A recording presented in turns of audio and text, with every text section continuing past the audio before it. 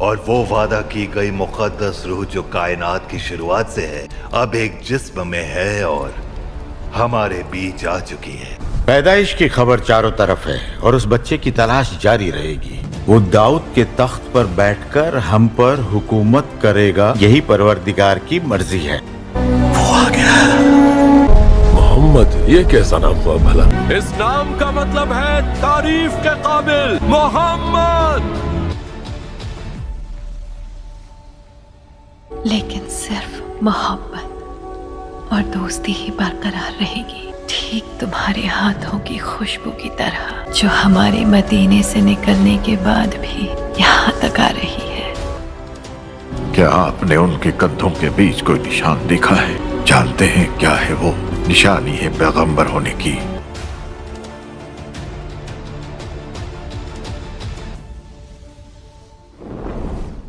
रहमतुल्लिल आलमीन हज़रत मोहम्मद सल्लल्लाहु अलैहि वसल्लम की विलादत मक्का मुकर्रमा में रबीउल अव्वल 571 ईस्वी यानी आमुल फील वाले साल में हुई। इब्ने साद की रिवायत है कि हुजूर की वालिदा ने फरमाया कि जब मोहम्मद सल्लल्लाहु अलैहि वसल्लम की पैदाइश हुई तो मेरे जिस्म से एक नूर निकला जिससे मुल्क शाम के मोहल्लात रोशन हो गए। जिस रात आप इस दुनिया में तशरीफ़ लाए उस रात काबा में रखे तमाम बुत मुंह के बल गिर पड़े और इस तरह के बेशुमार मुआजिज़ात का ज़हूर हुआ जो इस बात की अलामत थी कि इस कायनात का रहबर और हादी इस दुनिया में तशरीफ़ ला चुके हैं। जब हुजूर की पैदाइश की खबर आपके दादा अब्दुल मुतल्लिब को हुई तो आप तशरीफ़ लाए और पोते को गोद में लिया तो आंख भर आए और मरहूम बेटे अब्दुल्लाह की याद आ गई। दरअसल आप सल्लल्लाहु अलैहि वसल्लम की पैदाइश से कबल ही आपके वालिद अब्दुल्लाह वफ़ात पा चुके थे। जनाब अब्दुल मुतल्लिब हुजूर को खाना काबा में ले गए और अल्लाह से हर किस्म के फितना और शर से महफूज रखने की दुआ की। जनाब अब्दुल मुतल्लिब ने आपका नाम मोहम्मद रखा।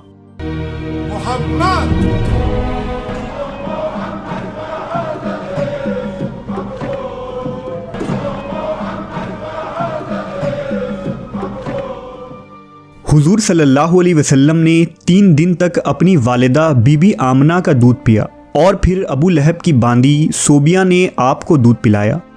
अरबों में रिवाज था कि परवरिश के लिए शेरखार बच्चे को देहात में भेज दिया जाता था ताकि देहात के साफ़ आबो हवा और कुदरती ग़िज़ा के ज़रिया उनकी अच्छी तरह परवरिश हो। दरअसल उस ज़माने में बनु साद और बनु बकर की औरतें मक्का आती थीं और नौमौलूद बच्चों को अपने साथ परवरिश के लिए ले जाया करती थीं। लिहाजा जब बनु साद कुरैश के इलाके में आए तो औरतों ने मालदार घरों से बच्चों को गोद ले लिया ताकि उन्हें ज़्यादा से ज़्यादा माल व दौलत और इनाम व इकराम मिल सके। लेकिन जब उन औरतों ने बीबी आमना के लाल को देखा और ये पता चला कि ये बच्चा यतीम है तो माल ना मिलने की उम्मीद से आप सल्लल्लाहु अलैहि वसल्लम को किसी ने भी गोद लेने से इनकार कर दिया। उन्हीं औरतों में दाई हलीमा भी थी जो निहायत ही गरीब खातून थी और उनकी ऊँटनी भी लागर थी। जब हलीमा सादिया की नज़र हुजूर सल्लल्लाहु अलैहि वसल्लम पर पड़ी तो मोहब्बत का ठांटे मारता समुंदर उनके सीने में मौजज़न हो गया। लिहाजा बीबी हलीमा ने आप सल्लल्लाहु अलैहि वसल्लम को गोद लिया और अपने कबीले की तरफ चल पड़ी। मोहम्मद सल्लल्लाहु अलैहि वसल्लम के गोद में आते ही बरकतों का ज़हूर शुरू हो गया। बीबी हलीमा की ऊँटनी जो निहायत ही कमज़ोर थी उसके थन दूध से भर गए। जब काफ़िला कुछ दूर पहुंचा तो ऊँटनी खुशी खुशी काफ़िले से आगे आगे चली जा रही थी। इस पर काफ़िले वालों ने पूछा, ए हलीमा, क्या ये तेरी ही ऊँटनी है या कोई और है? हलीमा सादिया के शौहर हारिस ने भी ये सब महसूस करके अपनी ज़ौजा से कहने लगे, हलीमा, ये तो बहुत बरकत वाला बच्चा है। हलीमा सादिया ने कहा, वाकई मुझे भी यही उम्मीद है कि यह निहायत ही बाबरकत बच्चा है और खुदा की रहमत बनकर हमको मिला है। जब बीबी हलीमा सादिया काफ़िले के साथ अपने गांव पहुंची तो वहां सख्त कहत पड़ा हुआ था। तमाम जानवर के थन में दूध सूख चुके थे। लेकिन हुजूर सल्लल्लाहु अलैहि वसल्लम को लेकर जब बीबी हलीमा अपने घर में तशरीफ़ लाईं तो बकरियों के थन दूध से भर गए। बीबी हलीमा खुद फरमाती हैं कि अब रोज़ाना मेरी बकरियां चरागाह से वापस आती तो उनके थन दूध से भरे होते, जबकि हर तरफ सूखा पड़ा था और लोगों को अपने जानवरों से एक कतरा दूध तक न मिलता था। लिहाजा मेरे कबीले वालों ने अपने चरवाहों से कहा कि तुम लोग भी अपने जानवरों को उसी जगह चराओ जहां हलीमा की बकरियां चरती हैं, मगर यहाँ चरागाह या जंगल का कोई दखल ही ना था। ये तो रहमतुल्लिल आलमीन मोहम्मद सल्लल्लाहु अलैहि वसल्लम की बरकत का फैज़ था, जिसको मैं और मेरे शौहर के सिवा मेरी कौम का कोई शख्स नहीं समझ सकता था। हुजूर सल्लल्लाहु अलैहि वसल्लम के आने के बाद से अल्लाह की तरफ से बीबी हलीमा मुसलसल इजाफे और खैर व बरकत का मुशाहिदा करती रहीं। हुजूर की इब्तदाई 2 साल हलीमा सादिया और उनके शौहर हारिस के गोद में गुजरे। 2 साल का अरसा गुजर जाने के बाद नबी सल्लल्लाहु अलैहि वसल्लम की नशोनुमा और तंदुरुस्ती का हाल दूसरे बच्चों से इतना अच्छा था कि 2 साल में ही आप खूब अच्छे बड़े मालूम होने लगे थे। हुजूर आला सिफ़ात और खूबियों की बिना पर बचपन से ही बाकी बच्चों से जुदा दिखाई देते थे। आप निहायत ही संजीदा मिजाज और गौर व फिक्र करने वाले जहन के मालिक थे। जब हलीमा सादिया के बेटे हुजूर को अपने साथ जंगल ले जाते और बकरियां चराया करते तो वापस आकर बीबी हलीमा को बताते कि ए अम्मी जान, मोहम्मद बड़ी शान वाले हैं, जिस वादी में जाते हैं हरा भरा हो जाता है, धूप में एक बादल उन पर साया करता रहता है, रेत पर आपके कदम का निशान नहीं पड़ता और जंगल के जानवर मोहम्मद के कदम चूमते हैं। एक रोज़ आप सल्लल्लाहु अलैहि वसल्लम के दूध शरीक भाई दौड़ते हुए हलीमा सादिया के पास आए और बताया कि 2 आदमियों ने मोहम्मद का पेट चाक कर दिया है। बीबी हलीमा के हवास बाख्ता हो गए और वो अपने शौहर के साथ दौड़ती हुई वहाँ पहुँची तो देखा कि हुजूर सही सलामत खड़े थे। जब हुजूर से पूछा गया कि आपको क्या हुआ था तो आप सल्लल्लाहु अलैहि वसल्लम ने बताया कि सफ़ेद कपड़े वाले 2 आदमी आए थे। उन्होंने मुझे लिटाकर मेरा सीना चाक कर दिया और इसके अंदर से एक खून का लोथड़ा निकाला, फिर उसे सोने के एक तश्त में रखकर आब जमजम से धोया और फिर उसे उसी तरह अपनी जगह रखकर सीना बंद कर दिया। ये सुनकर बीबी हलीमा बहुत घबरा गईं और हुजूर को वापस मक्का ले जाने का इरादा किया। लिहाजा जब नबी सल्लल्लाहु अलैहि वसल्लम की उम्र 4 या 5 बरस हुई तो हलीमा सादिया आपको मक्का वापस ले आईं और आपकी वालिदा बीबी आमना के सुपुर्द कर दिया। यहाँ हज़रत उम्मे ऐमन जो आपके वालिद माजिद की बांदी थी हुजूर की परवरिश और खिदमत गुजारी में मसरूफ़ रहने लगी। उम्मे ऐमन ही हुजूर को खाना खिलाती, कपड़े पहनाती, कपड़े धोती और तमाम ज़रूरियात का ख्याल रखा करती थी। रसूल अल्लाह सल्लल्लाहु अलैहि वसल्लम उम्मे ऐमन की मोहब्बतों और ख़िदमात को हमेशा याद किया करते थे और फरमाया करते थे कि उम्मे ऐमन माँ के बाद मेरी माँ है। अभी हुजूर को अपने वालिद के साए से महरूमी का शऊर भी न था कि आपकी वालिदा बीबी आमना भी वफ़ात पा गईं। लिहाजा अब आपकी परवरिश की ज़िम्मेदारी आपके दादा जनाब अब्दुल मुत्तलिब ने ले ली। जनाब अब्दुल मुत्तलिब को अपने पोते से निहायत ही मोहब्बत और उल्फत थी। अब्दुल मुत्तलिब अक्सर आपको अपनी गोद में बिठाते और फरमाते, इस बच्चे का मकाम बुलंद है, ये सैयद व सालार होगा। फिर आप सल्लल्लाहु अलैहि वसल्लम को आगोश में लेकर अपने पास बिठाते और मोहब्बत से आपको चूमते।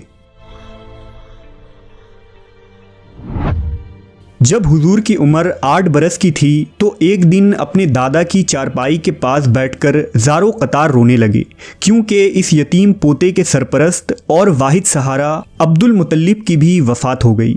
जनाब अब्दुल मुत्तलिब ने मौत के वक्त अपने इस 8 साला यतीम पोते को अपने बेटे अबू तालिब के हवाले कर गए।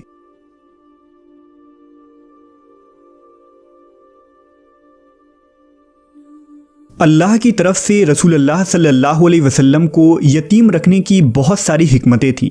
मसलन यतीमी में इंसान खुद को बिल्कुल अकेला महसूस करता है, लिहाजा इस अकेलेपन की वजह से हुजूर ने अल्लाह से ताल्लुक़ जोड़ा। एक यतीम की ज़िंदगी तंगी और परेशानियों से भरी होती है, लिहाजा एक यतीम शख्स तमाम तर मुश्किलात से गुज़रता है और उसके अंदर एहसास ज़िम्मेदारी और मुख्तलिफ सलाहियतें पैदा होती है। इन मुश्किलात और तकलीफ़ों की वजह से ही यतीम शख्स दूसरों के मुकाबले में ज़्यादा हसास और रहमदिल हो जाता है। लिहाजा मोहम्मद सल्लल्लाहु अलैहि वसल्लम को यतीम रखकर अल्लाह ने आपके अंदर इस तरह के बेशुमार खुसूसियात और कमालात पैदा कर दी। बहरहाल अब अबू तालिब की सरपरस्ती में हुजूर की ज़िंदगी का नया दौर शुरू हुआ। 8 साल की उम्र में जबकि बच्चे दुनिया की ऊंच नीच से बेखबर खेल कूद में मगन होते हैं, हुजूर दिन भर बकरियों की रखवाली करते, जंगल में उन्हें चराने ले जाते, दोपहर के खाने में बैर खाकर पेट भरते और घर के छोटे बड़े कामकाज करके अपने चचा अबू तालिब का हाथ बटाते। अगरचा जनाब अबू तालिब ने कभी भतीजे और अपने बच्चों के दरमियान फ़र्क न किया और दोनों मियाँ बीवी ने हकीकी बेटे की तरह हुजूर की परवरिश की। हुजूर 8-9 साल की उम्र में हर सुबह शहर से बाहर निकल जाते और शाम तक अकेले सहरा में रहते थे। अक्सर औकात खुले आसमान और बादलों पर नज़र जमाए रखते और सूरज ढलने से पहले मवेशियों को लेकर वापस आबादी में लौट आते। जनाब अबू तालिब एक ताजिर थे, लिहाजा मोहम्मद सल्लल्लाहु अलैहि वसल्लम की उम्र जब 12 साल की थी तो आप उन्हें तिजारत के सिलसिले में अपने साथ मुल्क शाम ले गए। शाम के शहर बसरा के नज़दीक उनका काफ़िला ठहरा। रिवायत है कि जिस जगह उनके कारवां ने पड़ाव डाला वहाँ बुहेरा नामी एक राहिब रहता था। बुहेरा ने देखा कि जिस दरख्त के नीचे काफ़िला ठहरा है उसकी टहनियाँ खुद ब खुद झुक गई हैं। उसने देखा कि एक 12 साल का लड़का काफ़िला में शामिल है जिस पर बादल का एक टुकड़ा साया किए हुए है। बहीरा एक आलिम और दानिश्वर राहिब था। वो समझ गया कि ये वही मौऊद है जिसकी बशारत हमारी किताबों में मौजूद है। वो जनाब अबू तालिब से मिला और उनको नसीहत की कि अपने भतीजे की पूरी निगरानी करें। ये वही बच्चा है जिसका जिक्र आसमानी किताबों में है। बहीरा ने अबू तालिब से कहा कि उन्हें यहाँ से वापस मक्का भेज दो और शाम न ले जाओ क्योंकि उन्हें यहूदियों से ख़तरा है। लिहाजा जनाब अबू तालिब ने चंद ग़ुलामों समेत हुजूर सल्लल्लाहु अलैहि वसल्लम को मक्का वापस भेज दिया। जनाब अबू तालिब का बयान है कि मैंने कभी भी नहीं देखा कि मोहम्मद ने कभी किसी से कोई झूठ बोला हो या कभी किसी को धोखा दिया हो या कभी किसी को कोई तकलीफ़ दी हो या कभी कोई बेहुदा बात की हो। हुजूर हमेशा खुश अखलाक, नेक अतवार, नरम गुफ्तगू, बुलंद किरदार और आला दर्जा के पारसा और परहेजगार रहे। रसूल पाक बचपन में तमाम बच्चों से मुख्तलिफ तबीयत के मालिक थे। आप में बाकी बच्चों की तरह शरारतें और शौखियाँ न थी, बल्कि आप बचपन ही से इस कायनात के निज़ाम पर गौर व फिक्र किया करते थे। हुजूर की जिस मुआशरे और समाज में परवरिश हुई और जहाँ आपने अपने बचपन और जवानी का वक्त गुजारा उसमें ज़िनाकारी, फहाशी, शराब नोशी, सूद, नाच गाना और हर किस्म की बुराइयां ज़ोरों पर थी। ऐसे मुआशरे में तमाम तर बुराइयों से महफूज रहना और किसी मामूली से मामूली बुरे अमल से अपनी सीरत को दागदार न होने देना, ये एक गैर मामूली बात है।